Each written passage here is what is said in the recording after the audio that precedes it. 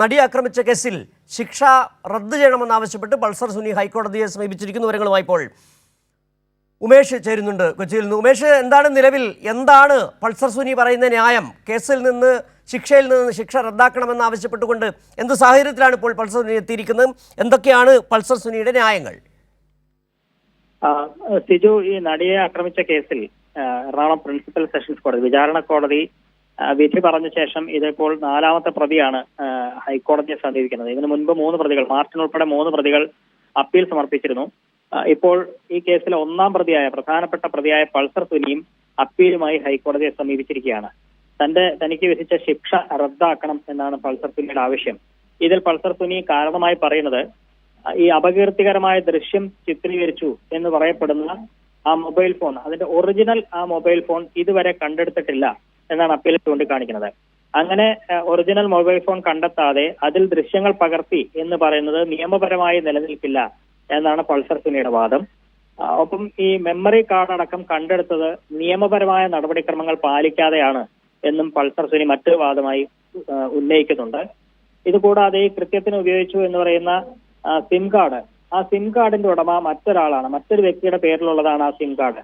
അതുകൊണ്ട് ഇതുവരെ ഇയാളെ പ്രതിയാക്കുകയോ ചോദ്യം ചെയ്യുകയോ ഒന്നും തന്നെ ചെയ്തിട്ടില്ല എന്നും പൾസർ സുനി വാദിക്കുന്നു. DNA പരിശോധനയ്ക്കായി സാമ്പിളുകളടക്കം ശേഖരിച്ചതിൽ വലിയ കാലതാമസമാണ് ഉണ്ടായിട്ടുള്ളത്. അതുകൊണ്ട് തന്നെ ഈ തെളിവുകളിലടക്കം കൃത്രിമം നടക്കാൻ സാധ്യതയുണ്ട് എന്ന് വിചാരണ കോടതി അറിയിച്ചിരുന്നതാണ്. പക്ഷെ ആ വാദമൊന്നും കോടതി മുഖവിലേക്ക് എടുത്തിട്ടില്ല എന്നും പൾസർ സുനി ഈ അപ്പീലിൽ ചൂണ്ടിക്കാണിക്കുകയാണ്. അതുകൊണ്ട് ഇക്കാരണങ്ങളൊക്കെ നിരത്തിയാണ് തനിക്ക് വിധിച്ച ശിക്ഷ റദ്ദാക്കണം എന്ന് പൾസർ സുനി ആവശ്യപ്പെടുന്നത്.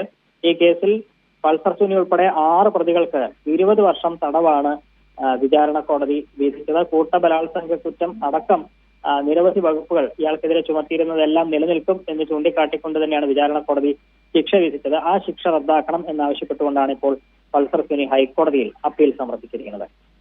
അതായത് ഉമേഷ്, ഇപ്പോൾ ഈ പൾസർ സുനി പറയുന്നത് ഈ തെളിവുകളില്ല, മെമ്മറി കാർഡ് കണ്ടെടുത്തിട്ടില്ല, അന്നത്തെ ഫോൺ കണ്ടെടുത്തിട്ടില്ല, ചെയ്ത കുറ്റകൃത്യത്തെക്കുറിച്ച് ഒന്നും തന്നെ പറയുന്നില്ല പൾസർ സുനി. അതെ, ഇതിലെ സാങ്കേതികമായ ചില കാര്യങ്ങൾ മാത്രമാണ് പൾസർ സുനി വാദമായി ഉന്നയിക്കുന്നത്. അതായത് ഒറിജിനൽ ഫോൺ കണ്ടെടുത്തിട്ടില്ല എന്നൊരു കാരണം പറയുന്നത്. അത് നേരത്തെ വിചാരണ കോടതിയും അക്കാര്യങ്ങളൊക്കെ പരിശോധിച്ചതാണ്. പക്ഷേ ഇയാൾ ഈ കുറ്റകൃത്യം ചെയ്തു എന്നുള്ളത് വ്യക്തമാണ് എന്ന് വിചാരണ കോടതിയുടെ വിധിയിലുണ്ട്.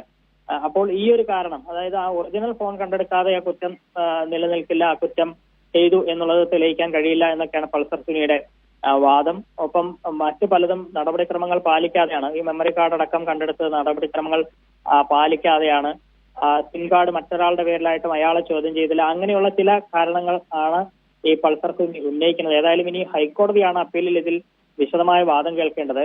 പൾസർ സുനിയെ കൂടാതെ ഈ കേസിലെ മറ്റൊരു പ്രതികളായ മാർട്ടിനും വടിവാൾ സലീമും പ്രദീപും ഒക്കെ ഹൈക്കോടതിയിൽ അപ്പീൽ സമർപ്പിച്ചിട്ടുണ്ട്. മാർട്ടിന്റെ അപ്പീൽ ഫെബ്രുവരി 4-നാണ് ഹൈക്കോടതി പരിഗണിക്കുന്നത്.